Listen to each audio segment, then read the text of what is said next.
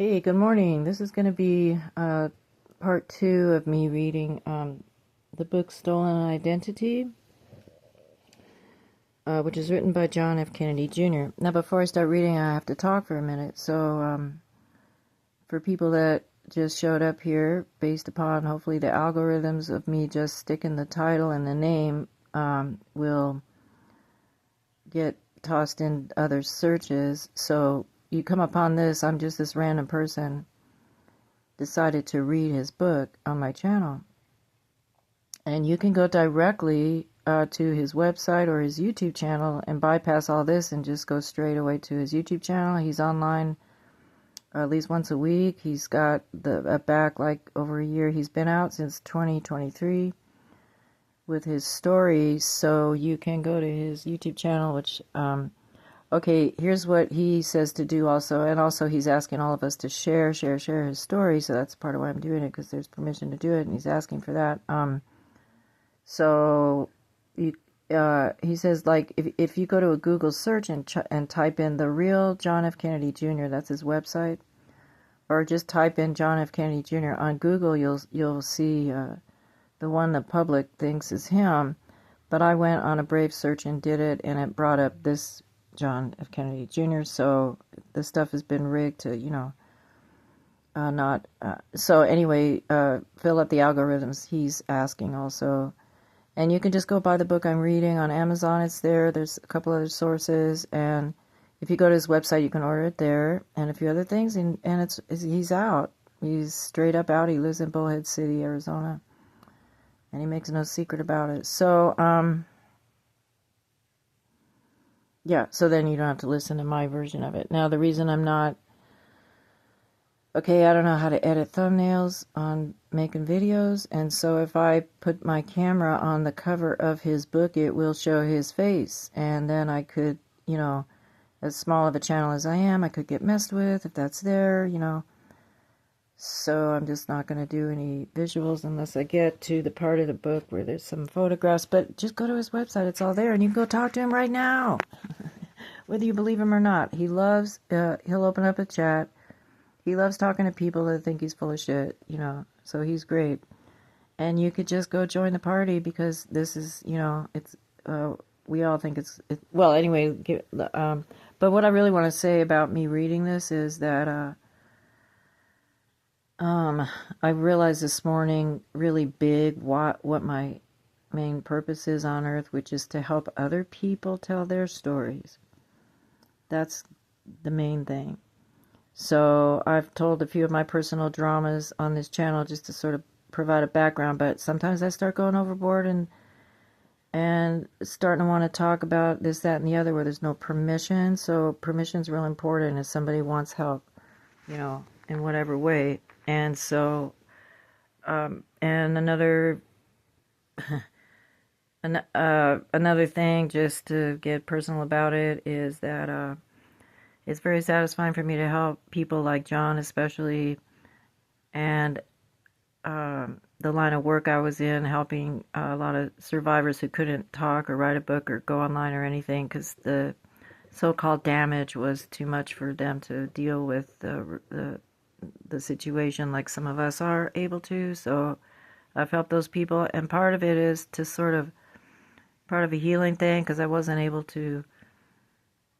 There's a difference between regret and remorse. So I don't regret my past, but I have remorse that I didn't make decisions to help my family members more and be involved in their life more. So my brother was in and out of prison his whole adult life, and there's a part of me that's been so selfish, and my mother would tell me it, and it's true. Not that that's wrong, because, you have to. And people are saying, yeah, when you leave these people, you got to leave all the way. So they never blame me. But still, it's like, if I could do it over again, I would have sent my brother stuff in prison. And when he got, like I would have lived closer to LA, and not, you know what I mean? But we can't. The shit that happens to us, people like John, me, and blah, blah, blah, blah, blah, tons of people. Some people recover from it, glue the pieces back together, and you can still put water in it. but some people, varying degrees of whatever you want to call it, and many people they just die as adults. Anyway, so yeah, so it's real exciting to be able to read this book on this channel. Okay, here we go. All I wanted to say, pretty much, that's my motivation. And I mentioned his website already. What else was it? Yeah, you can just go directly, and then you don't have to listen to my particular style of reading. Okay, I'm on the chapter on page 29. It's called My Odyssey Through MK Ultra. MK Ultra is a technique government agents use to control people's minds through torture and hypnosis. In my day, it was called Project Artichoke, and Wayne told me never to speak of it. However, since then, most information about the project has been made public, and I feel it's essential to share some of my experiences in the program. I just have to interject.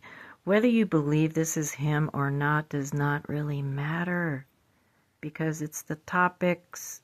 If you take this in and just get yourself to understand MK Ultra is real, and because it's not a matter of believing it, you either know it or you just don't want to know it.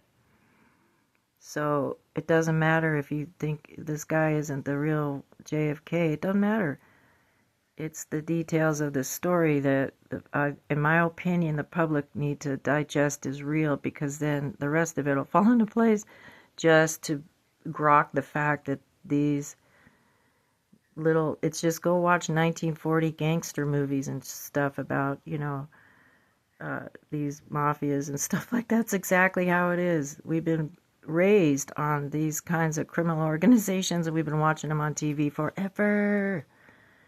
So why would you think reality is not like those movies? Every movie we've ever been made has a gun in it.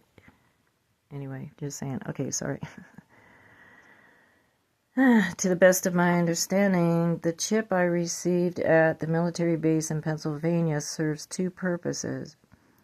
It functions as a GPS locator, so federal agents can always track my whereabouts, and it also works as a mind control device. The people in control of this project used certain code words or trigger phrases similar to what a hypnotist does to cause me to remember or forget an experience. I want to say things in between reading, and I'm trying to decide if I should let the video act like that or just shut up and read. Yeah, I can do anything I want.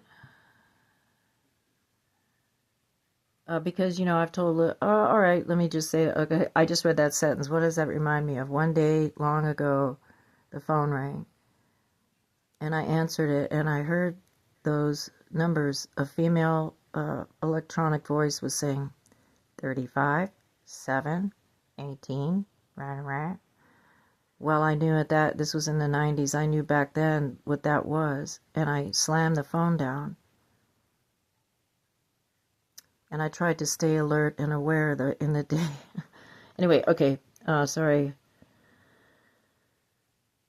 And by the way, those of us that are helping, I'm going to talk while I read. Those of us that are helping other survivors share their stories are often people that think or know that they were not used in these severe ways. Some of us helping other people share their stories, like myself, are still in the process of recovering memory. So when I help others, like with my friend Kenny, how could I have stayed with someone of his nature? Well, it educated me the whole time, because,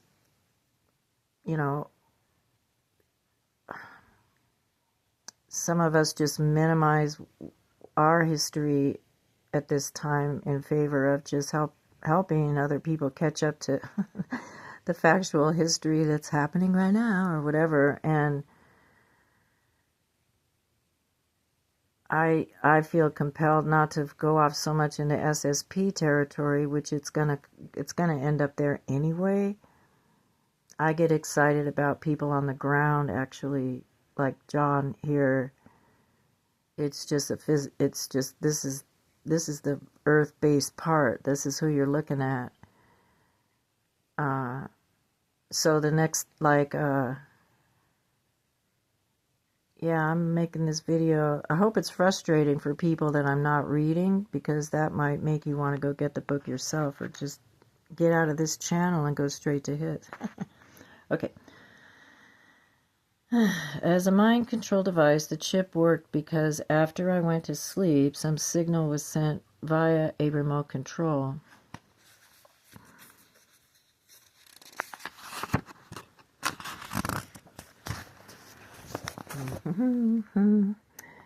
Then either Wayne or federal agents would enter my room, wake me up, and from that point on I operated in a trance-like state.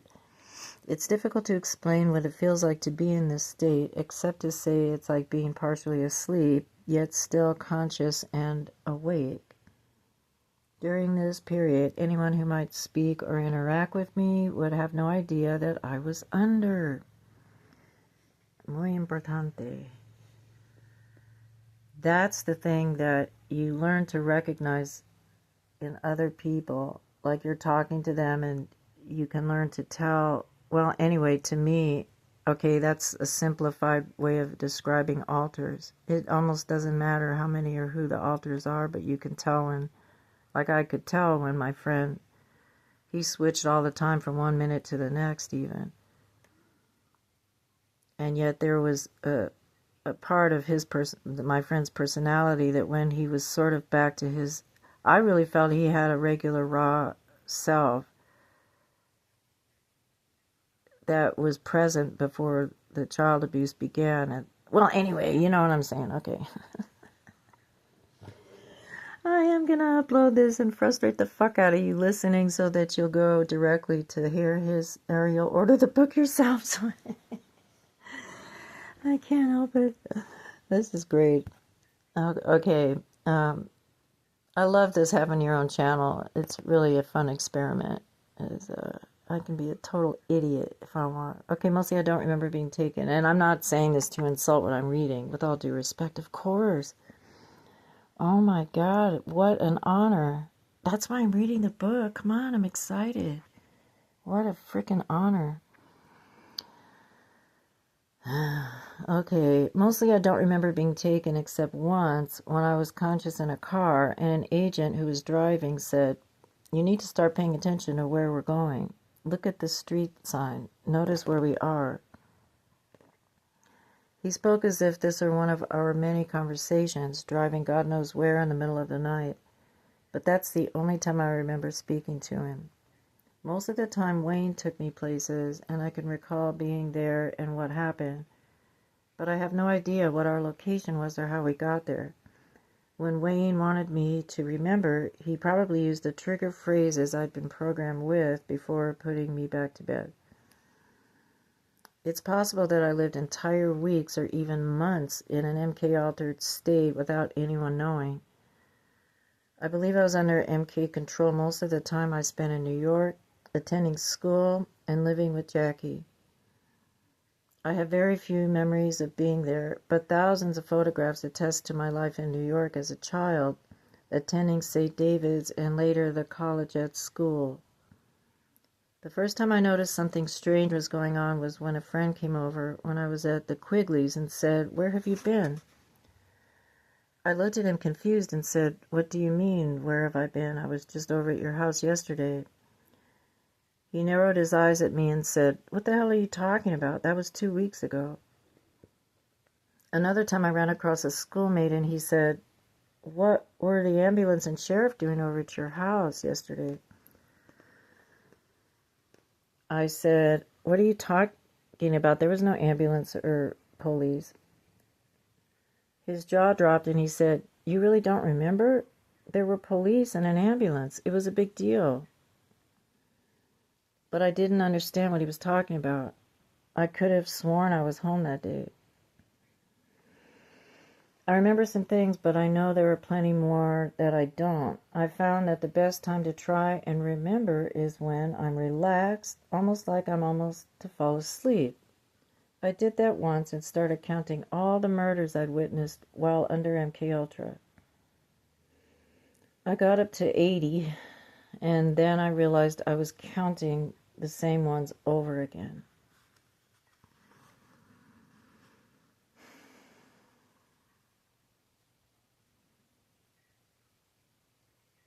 Yeah, I think, yeah. Okay, that alone will just wreck your life right there. And anybody that was in Vietnam or any war, you know, anyway, okay, sorry. But anyway, which I think, I don't know. Hey man, if I did any of this stuff and still have amnesia and I find out, okay, I had this one thing, but I won't talk about it. Let me keep going. I'm sorry. Where was I? It's hard for me to see. I have to put the book right under the sunlight or I can't read it. And the sunlight. Okay.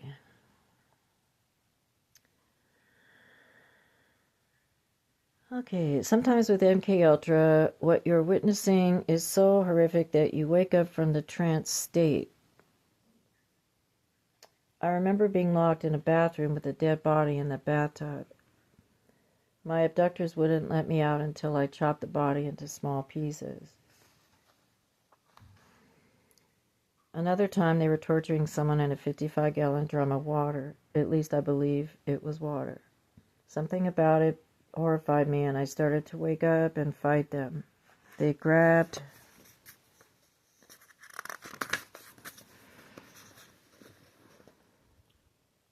me, put me in a chair, and stuck bamboo into my fingernails as punishment for waking up or as a way of torturing me so that I would block the whole thing out and not remember. I once saw a little boy stomped to death by a horse. I knew the family. The father was a judge named Burton, and I went to school with the Burton kids. One day, Victor, a federal agent who lived in my neighborhood and was friends with Max Jr., took me to their house. They had drugged me, and I was coming out of it, but I had a migraine headache and couldn't get out of the car, so I saw the whole thing from the car window. There were probably 8 or 9 men there. They were holding on to the judge and his youngest child, a boy. Then they got the family horse, threw the kid on the ground, and purposely made the horse trample him to death. It was such a tight-knit community in Coarsegold, Coarsegold,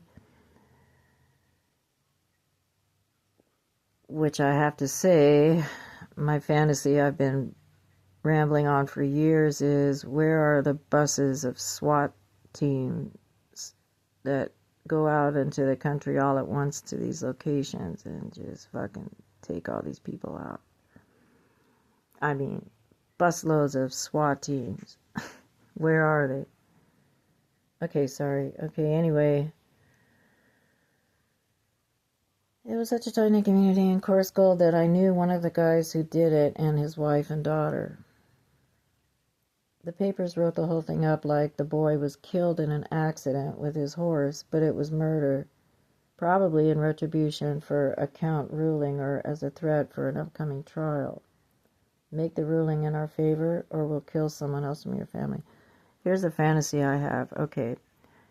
People that do these crimes that are getting away with it, they know that the law of nature is that part of the story is that they get caught or not caught. So to get caught and arrested and whatever, that's the natural progression of a life that they're doing.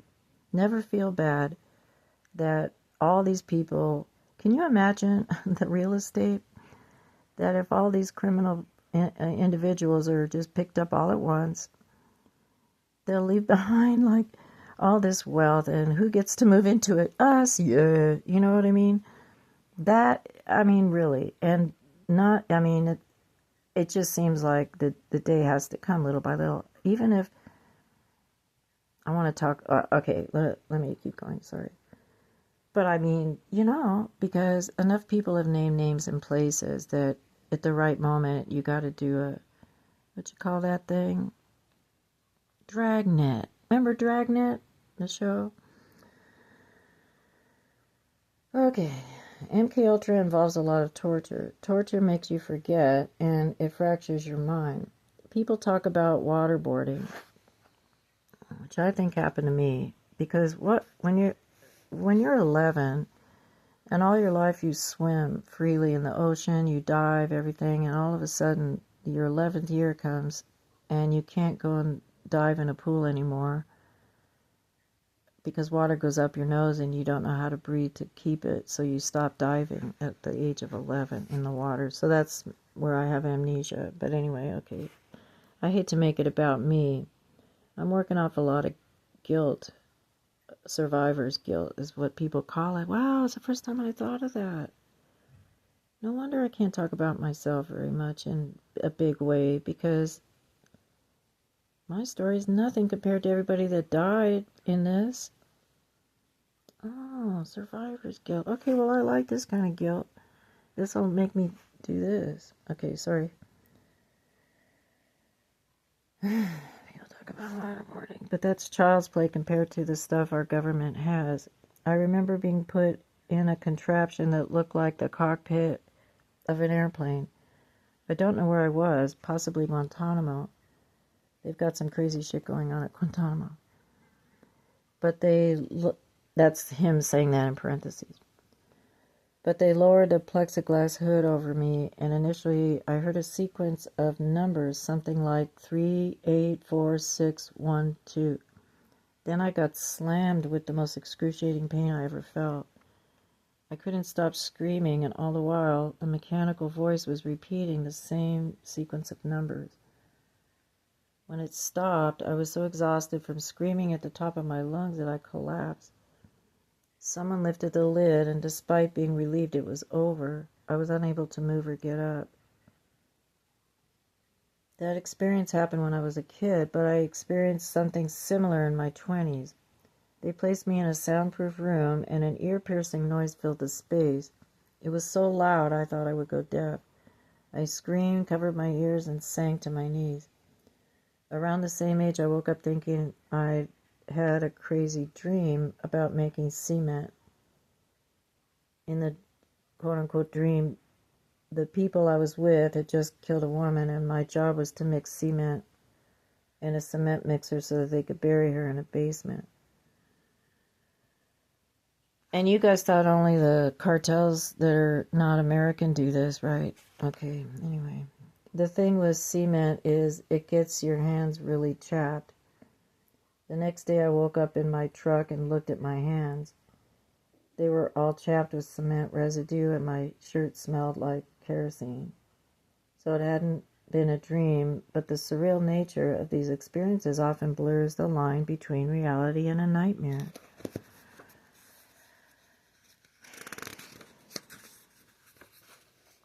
Where are we at? 23. Okay, I've seen MK Ultra done to other people as well. One incident that stands out occurred in Illinois in my 20s.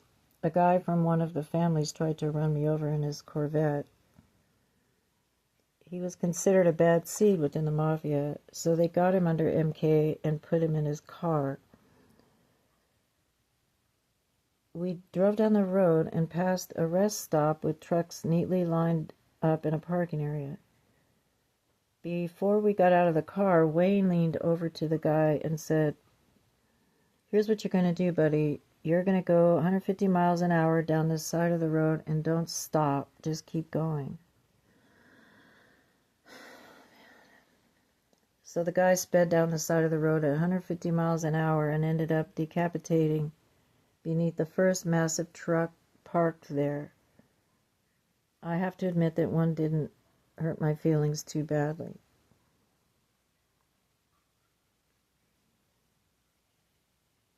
Let me go back.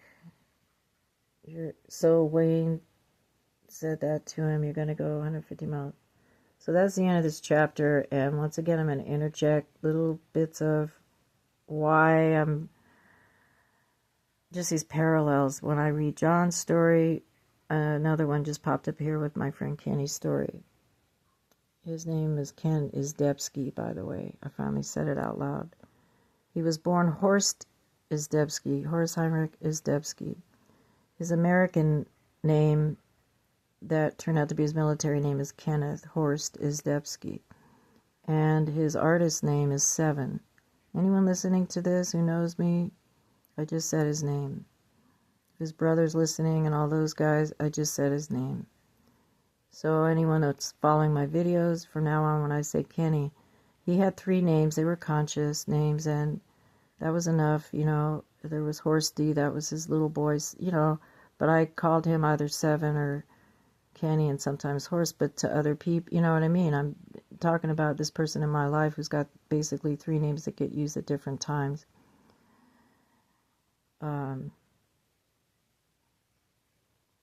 And his name Horsty, when I met him, other people who'd known him for years never called him that or anything. And when he almost died and I moved in with him, he started using his name. Well, anyway, it's a long story, but what I want to mention here, when John says,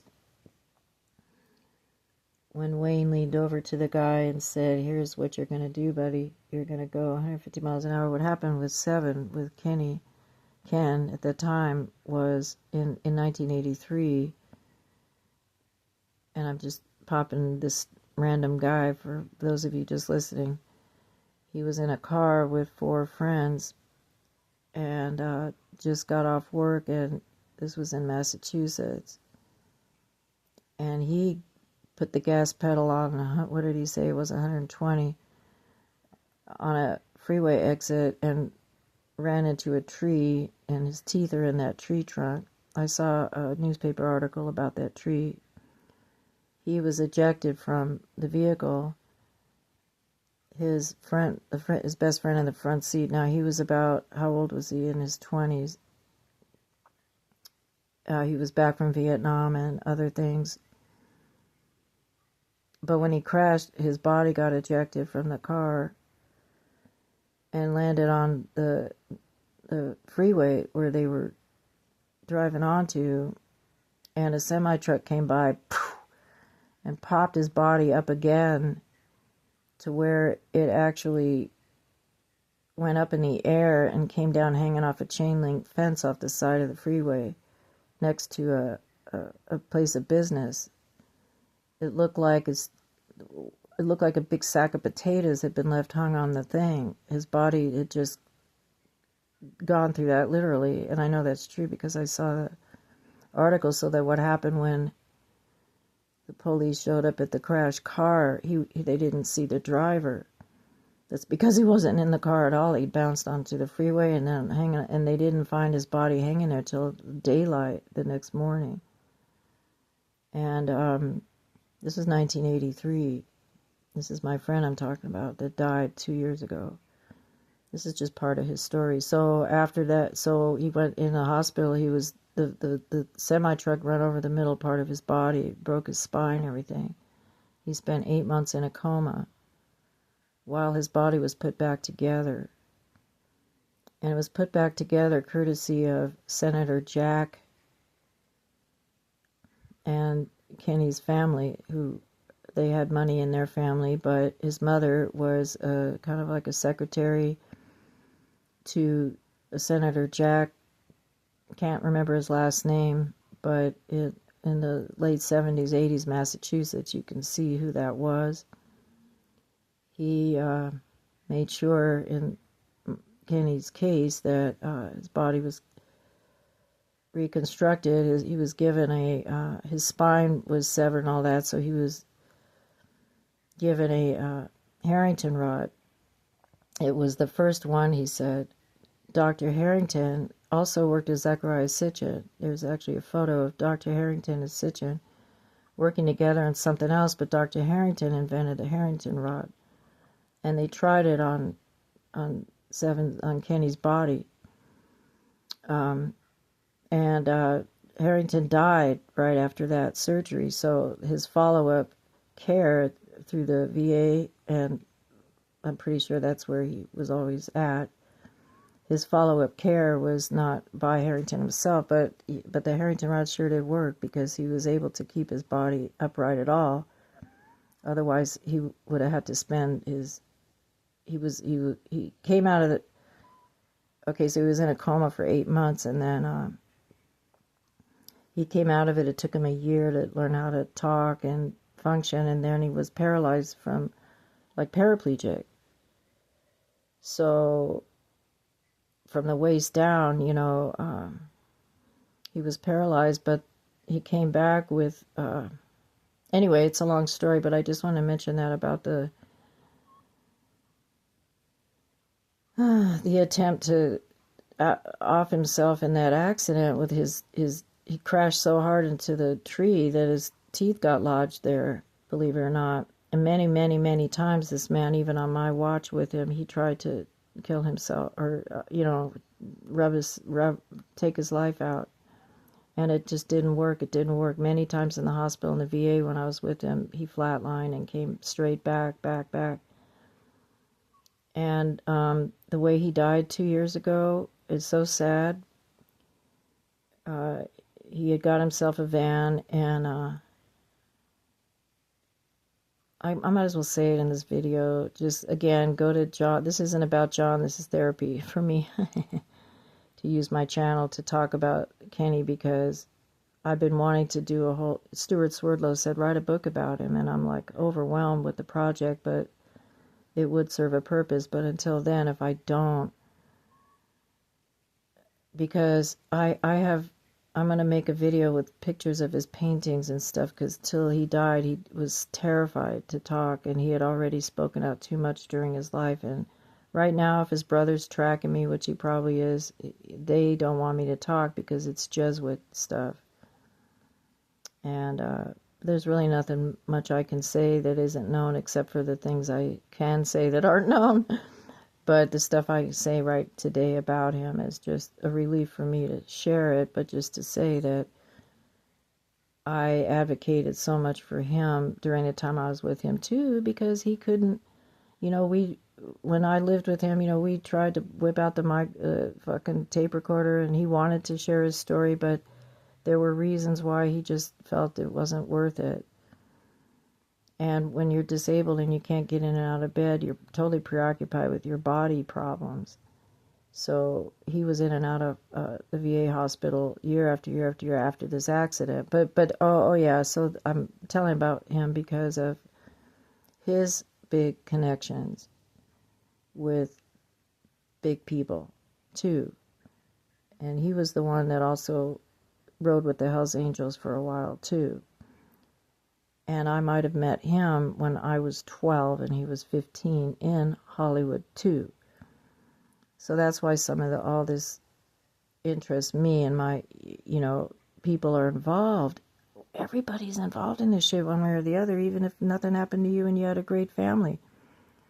You probably had friends that you were friends with who wanted to be at your house all the time. Anyway, okay. So 33 minutes. All right, where's the sun? I'm going to keep going. Let's see. I'm not even halfway through. But, so either you're listening to this random person interrupting the story and you're entertained, or you're already bored, which I hope, and you're going directly to the source of the information. Okay, that's what I'm trying to get to happen, is anyone that's further interested in John's story, just go now, check it out. Okay. Okay, The Plan Debunked is the name of it.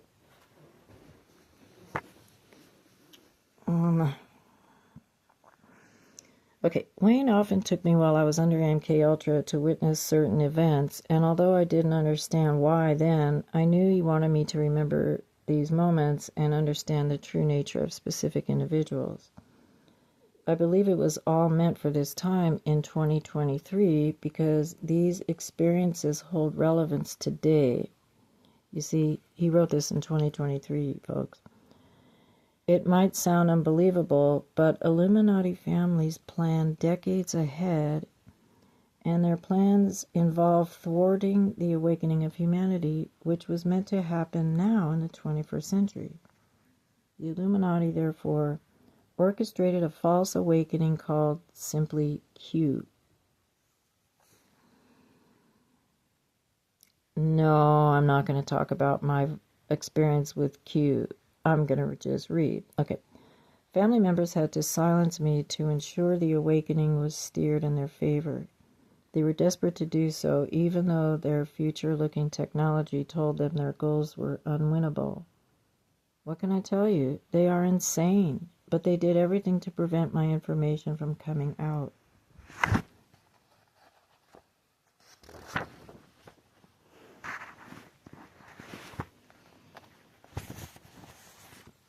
Actually, I'm going to show you this photo. It's on the next page. So if you see this in the thumbnail on this video, you'll know why. Because their AI picks up faces first and they do that. So look, there's a photo of him.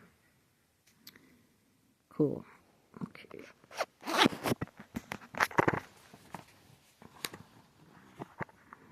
Allegedly.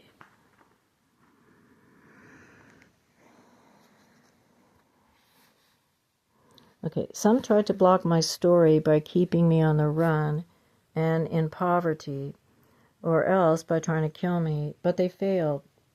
Others, good guys who knew this day was coming and secretly looked forward to it, did what they could to ensure evidence would exist to support my claims. See? Many of these positive characters were born into Illuminati families and had no choice. Once you're in, there's no way out except through taking a dirt nap. That's what Kenny called them, dirt naps. I know a lot of you that's nothing new, but these parallels are just so, I don't mean fun in a bad way, but we're in the same family, you know, like, I don't know, for me personally, when I hear this, I'm like, dude, yo, dirt nap, as sad as that is, you know what I mean? Because I heard Kenny say it all the time, and he would say when I die, it's just lights out, just dark, nothing happens after that. Anyway, that's his. I keep combining stories. This is my therapeutic use of my channel. Thank you very much. Okay. However, after a certain age, they seem to choose how good or bad they want to be. Some secretly aided me, but they had to be discreet and crafty. Yep. You become like a triple agent, aligning with all these different groups and fucking juggling how you're going to talk and act and be with this one, that one, and the other one's looking at you, oh, they're friends with that. It's a fucking jungle gym, man. Okay, the next photograph shows how some family members found a way to plant the evidence I would need someday. So the photo I just showed you. It was taken at a party, possibly a birthday celebration, where we were required to wear name tags. I thought that was silly and kept removing mine. Oh, I remember that. In me, that happened a lot at the country club on Ventura Boulevard. But someone always insisted I put it back. Okay, eventually a photographer asked me to put it back on and then took a photograph. Reflecting on this event, it was a way to provide photographs, evidence that I was replaced. They were saying, this is the real John Kennedy, the one with the distinctive big ears, detached lobes, and a pug nose. This is how he writes his name. And yes, I write my name, John Kennedy, precisely the same way today as it appears on that name tag. So I'm going to stop here and leave you guys at that part. Okay, thanks for listening. Yeah, I wish for everybody that whatever you see, do, or hear in the future helps you see, do, or hear yourself completely as much as you want. Okay, have a good day. Thanks for listening. Bye.